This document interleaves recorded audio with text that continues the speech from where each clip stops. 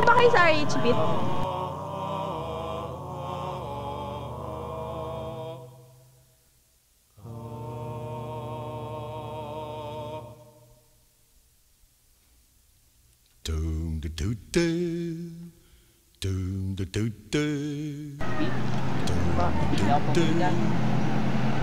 Bakit naman po? Kasi pwede naman natin pigilan yung sarili natin sa ibang paraan. Pwede natin pigilan sarili natin sa ating sarili.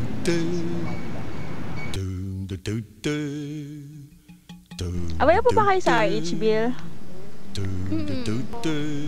Kung tatanungin ako, medyo pro ako. Kasi kung tutuusin, makakatulong siya hindi lang sa buong bansa, kundi sa buong Pilipinas talaga. Kasi 'di ba, yung economics natin bumababa dahil sa taas na ng population, yung sa population growth. So, hindi naman siya, kung tutuusin talaga, hindi siya against sa biblical parang moral law, ganun. Kasi hindi naman pinipigilan yung pagdami ng anak or something. Ang inaano lang is para lang magkaroon tayo ng maayos na or mapantay na ekonomiya, parang gano'n. So, para sa akin, kung susumahin mo lahat, pro ako. Hindi sa akin, okay yan, bill na yan. Bakit po? Tulad ko, may anak ako isa. Pero, pinaplano namin mag-asawa kung dadagdagan ko ba anak ko. Hindi, sa hirap ng panahon na yun.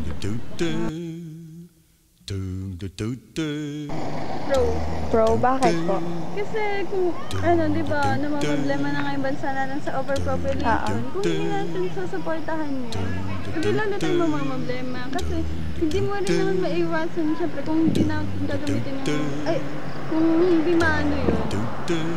Ano yun, yung mga methods na yun, parang, syempre, hindi natin maiwasan yung pagdami ng ng mga... Apa. Okay lang naman yun. Bakit po? Hindi siya problem. Hindi naman, diba, syempre, yung mga pills or yung mga contraceptives naman na yan is ginawa ni God, diba? Or what I mean is, siya from science, diba? Okay. Siyang technology. So, I think God, pinayagi niya talaga na magkaroon ng gano'n. So, In a way, it's a way of pro God po kayo? para sa mga tao talaga na lalo na yung mga hindi makapagpigil, di ba? okay. Medyo lulong na sila sa sexual immorality. So, it's a way for them to slow down. Yeah.